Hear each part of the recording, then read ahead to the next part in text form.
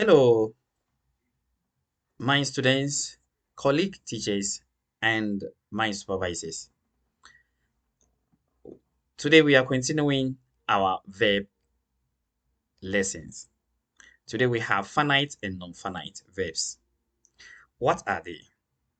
A finite verb is a verb whose structure changes according to the subject with which it goes or the time it refers to.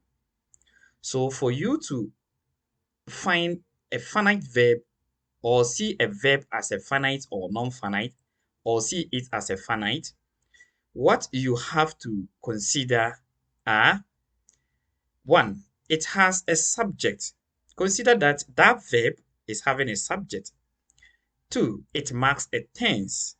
Either it shows the tense, the present tense, the continuous tense, or whatever tense, or present tense. And then at the same time, it maintains persons and number. Either is in the form of singular or plural.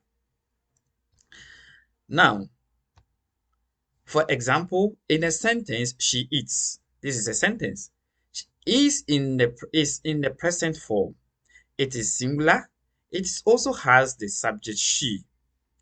In a sentence, if there are two or more verbs, we only look at the form of the first one to determine whether it is finite or non-finite. So we were working. So consider the first one, which is where. So the where is showing us in the plural aspect, is having a subject, and it also forms what? Tense. So that is the word where, showing as what? The finite. They have taken my book, which is also have. It will be considered, that is the first, so the have will be considered, and look, either it is finite or non-finite. So here it is finite because it have they as a subject. It shows number. It also shows tense. In the sentence above, where and have shows number, plural, have subject we and they, and indicate tense, past and present, making the entire verb phrase a finite verb.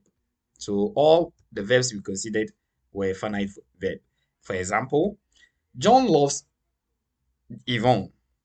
Phyllis was working hard. Frank has taken my book. Amos gave me gave me hope.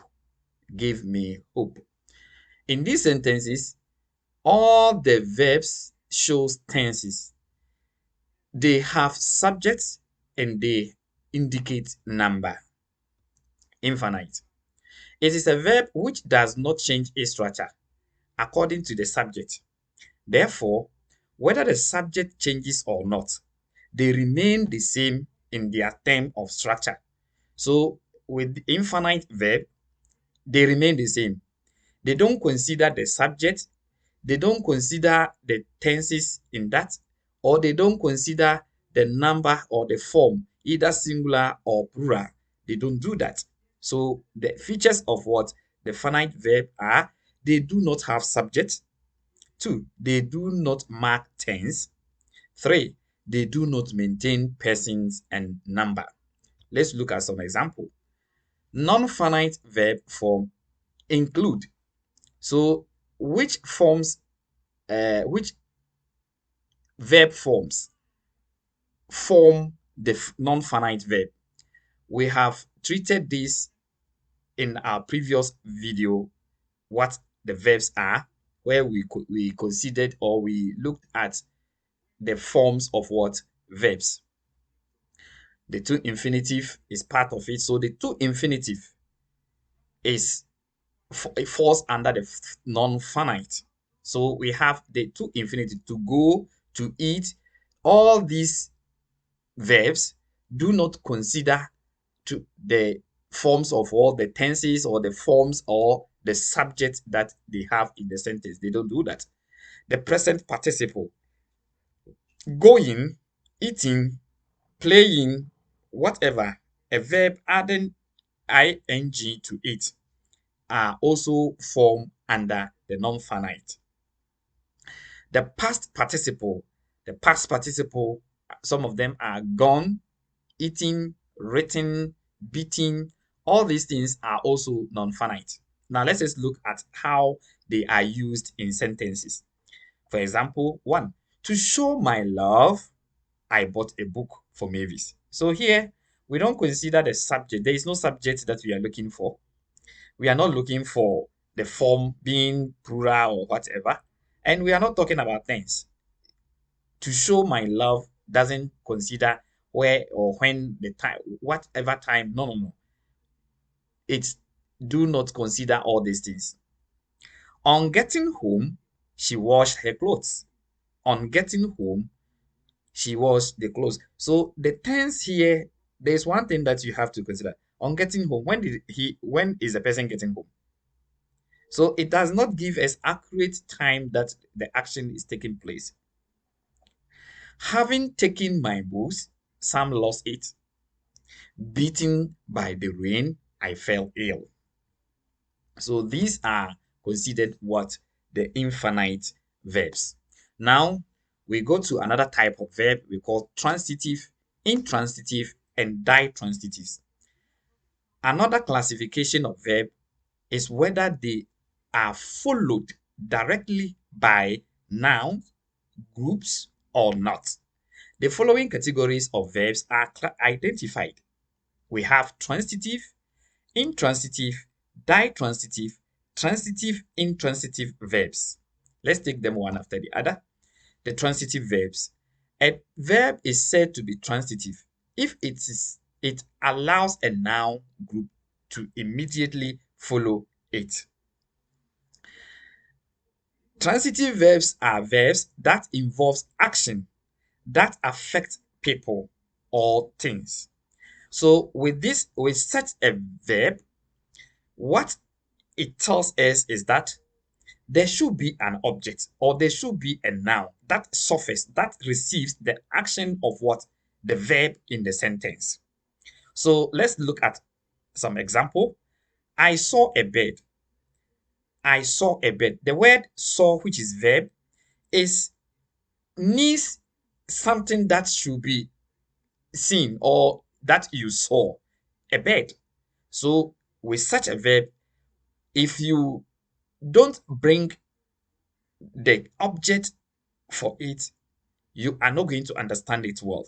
So we call it transitive because it is a must for such a verb to take an object.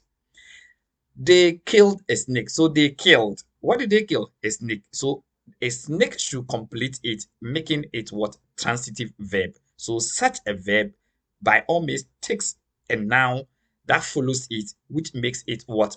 Object or whatever. We will come to that.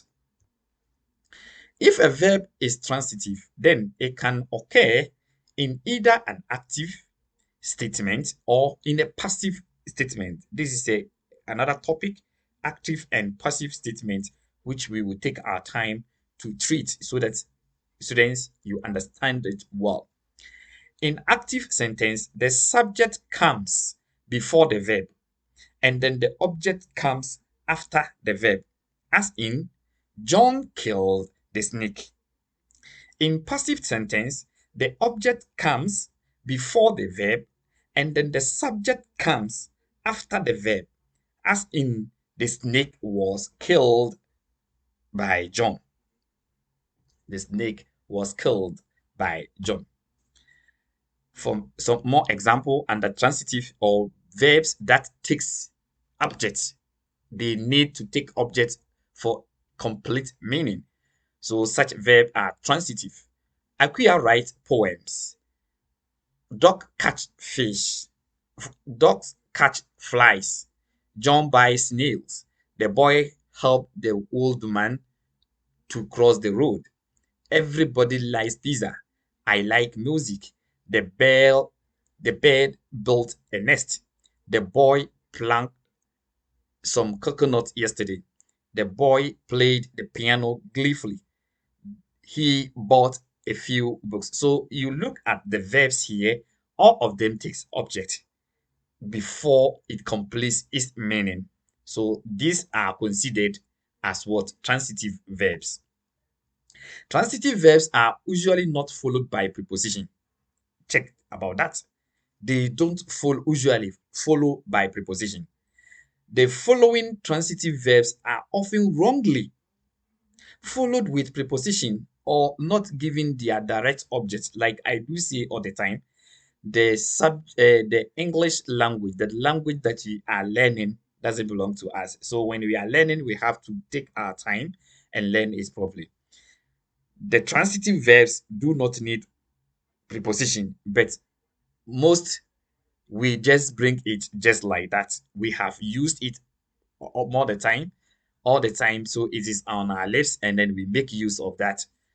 They, for example, demand for. Demand doesn't need for its understanding. Contest with, request for, reach for, comprise with, vacate or seek for, regret with, voice out, highlight on, emphasize on, stress on, discuss about, heed to, advocate for, hold, enjoy, display, or display, respect of. You see these ways, they don't need any preposition, but we force them there. So we have to be very careful how we make use of what our sentences. Let's look at some examples. The carpenter requested for a plank. The sentence is supposed to be the carpenter requested a plank, not for a plank. The class comprised 40 students, not comprised with 40 students. Ebo regretted his laziness, not Ebo regretted for his laziness. Amina's daughter did not heed her advice, not heed to. They reached Kumasi at 2 o'clock, not they reached for Kumasi at 2 o'clock. The head teacher emphasized stress on punctuality, emphasized punctuality, stressed punctuality, not on punctuality. We discussed about the fall of Spartacus. Discussed the fall of Spartacus. We vacate for the rent room, and one woman voiced out the feeling of the patient, voiced the feeling of what? The patient. Now let us go to monotransitive verbs. Monotransitive verbs can be grouped transitive verbs can be grouped into monotransitive and ditransitive. If a verb allows only one object, it is called monotransitive. We've already treated that transitive verbs takes object. So, if the verb allows only one object, we call such verb monotransitive verb. Mono means one. So, it is called monotransitive verb. Such verbs include hit, make, use, have, climb, drink, eat, destroy, entertain, like, know, buy, mark, split, driven, drive, plant. You see, some verbs may cast across. So let's take understanding of what the concept. The concept is the needed thing that as a student you have to understand that we have monotransitive and then ditransitive and and then transitive, because you may take a word, a verb which may cast across. So let us go to some example for monotransitive verbs. One, Aquia writes poems. Aquia writes poems. Here, Aquia, what the object is poem, so it's only one object that it takes. So we have monotransitive. Dog catches cat flies. John buys snails. The boy helped the old man. Everybody like pizza. Now let us go to the ditransitive. Here, the ditransitive, as the monotransitive takes one object, the ditransitive verb are verbs that are followed by two objects. The following sentences make the ditransitive verbs. Fred sent his mother a card. Here, you could see that sent his mother is one object, a card is another object. So we have his mother and a card, two objects here. So this word verb sent is ditransitive. Musa asked phrase a question. Phrase is an object, and then a question is also there. But here you have to consider one of these objects is indirect and then other is uh, the other is direct. And what will make you see the direct? The indirect is the one that receives the benefit from that. So Fred sent his mother a card. So a card was sent to who? His mother. So that is his mother is the indirect object, and then the card is what the direct object. You go to Musa. Musa asks phrase a question. So a question was asked, and who received that question? Phrase. So it makes phrase in indirect object. If we remove the noun phrase in bold, we have Fred sent a card. Musa asked a question. So that is that. It can also take place. Like I was saying, a verb can be ditransitive, can be monotransitive. In these sentences, we can see that the noun phrase, a card, and a question are objects. They acted upon by their verbs. In the original sentences, his mother and phrase have a slightly different function. The noun phrase that is acted upon is referred to as direct object, and the noun phrase that accepted the direct object can be called indirect object, like I explained already earlier.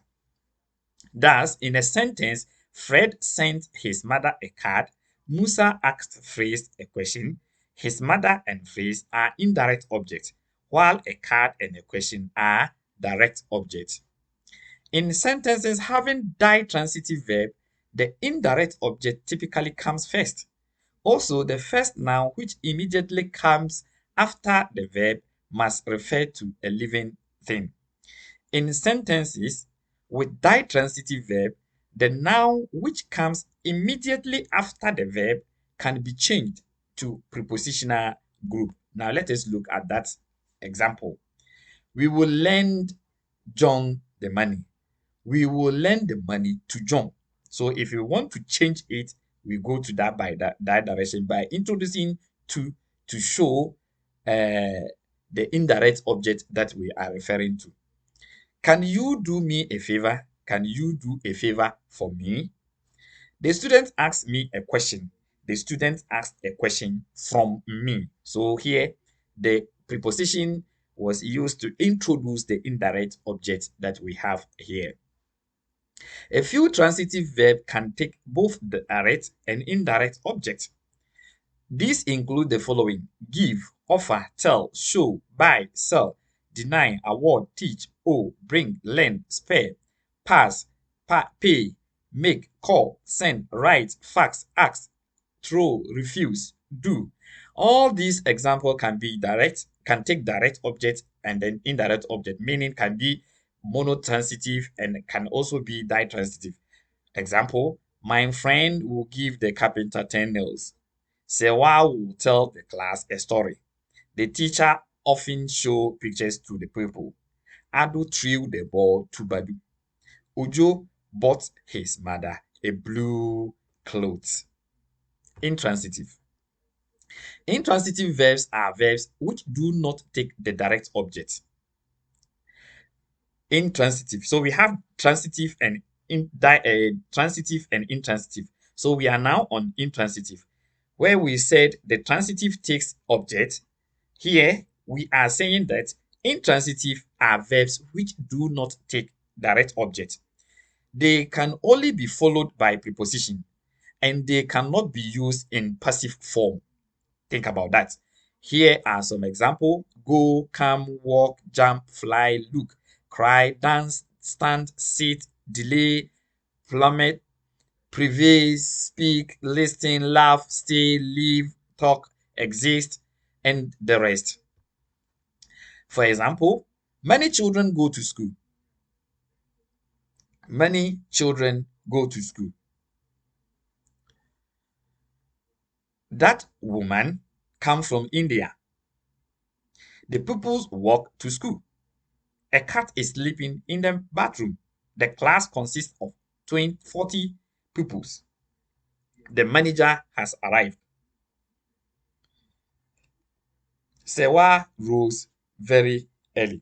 Here, you can see that before the object comes, it is introduced by to before the object. So here, it tells us that they don't take what direct or the object directly. So they need to be introduced by the to show to bring in the object or the before the object may come in. So that is intransitive verb. True transitive and verb transitive versus true intransitive verb. It is important to make a distinction between the true transitive verb and true intransitive verbs. The true transitive verbs are the verbs that can occur only as transitive verbs. Intransitive verbs are also verbs that can also only occur as what? Intransitive verbs. Verbs such as request, complete, insert, enjoy, demand, describe, respect, display, acquire are always transitive verbs. True intransitive verbs include run, sit, stand, weep, alight, fall, go, come, quarrel, consist, arrive, hesitate. True intransitive verbs can never allow a noun group to follow them. Then we have transitive, intransitive verbs. These are many other verbs which can be used either as transitive or as intransitive. It is a verb that can be used both for both transitive and intransitive. We call such verb transitive, intransitive verbs. There are here are some examples: hold, leave, learn, study, bargain, fly, drop, carry, read, return, know, call, write, obtain, breathe, give, marry, rush, mature, and seed. The use of these verbs as transitive verbs is different from the use as intransitive verb. Let's look at some example. Please draw nearer. My voice does not carry well. My car does not carry cargo. You see how it is being used. Alice takes after her mother. My friend takes coffee every morning. Has Kojo returned from Lagos? Have you returned the books? Have Mavis sat on the floor yesterday? Emma picked up the child and sat him at the little table. So this is how one word can serve as what? Transitive, at the same time intransitive. So this also comes to the end of today's lesson. We continue from tenses and aspects. So that's why we will explain it very well. Greetings to everybody. Meet you again, but don't forget to subscribe to my channel as a student and make use of it. You can share it or tell your friends to come to this channel where English language are made easier for everybody to learn. My name is Alhassan Abbas. I have an honor of Corps Vice Chairperson. Thank you.